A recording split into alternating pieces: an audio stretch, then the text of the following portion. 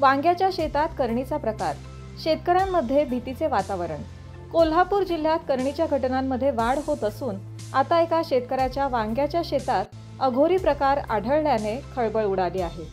शेतात लिंबू, भात, राख आणि काही संशयास्पद वस्तू सापडल्याने ग्रामस्थांमध्ये भीती पसरली आहे। चला जाणून घेऊया शेतकऱ्याची प्रतिक्रिया। मी विजय दिनकर बोंगारडे। हे वांग्याचा मी प्लॉट केलेला आहे, पण ह्या प्लॉटमध्ये प्रत्येक गावात जशी भानामतीचा प्रकार चालू आहे तसा आता ह्या वांग्याच्या प्लॉटमध्ये माझ्या केलेला आहे।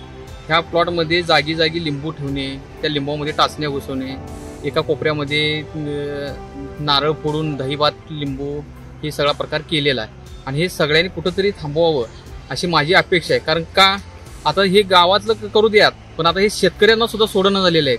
हे भोंदूगिरी चालू आहे, पण ह्याच्यामुळे काय होतंय, त्याच्यामुळे नुकसान काय होत नाही, पण मानसिक त्रास फक्त लोकांना करायचा हे विचार यांचा चालू आहे आणि ह्याला कुठंतरी भोंदूगिरी थांबवावी।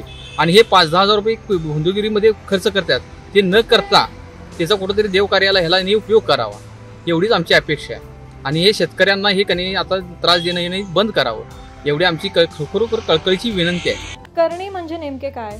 करणी ही अघोरी तंत्रविद्या मानली जाते, जी एखाद्याला हानी पोहोचवण्यासाठी केली जाते असे अनेकांचे मत आहे। यात लिंबू, राख, हाडे आणि विशिष्ट मंत्रोपचारांचा वापर केला जातो। काहींना हे अंधश्रद्धा वाटते, तर काहींना त्यावर ठाम विश्वास आहे।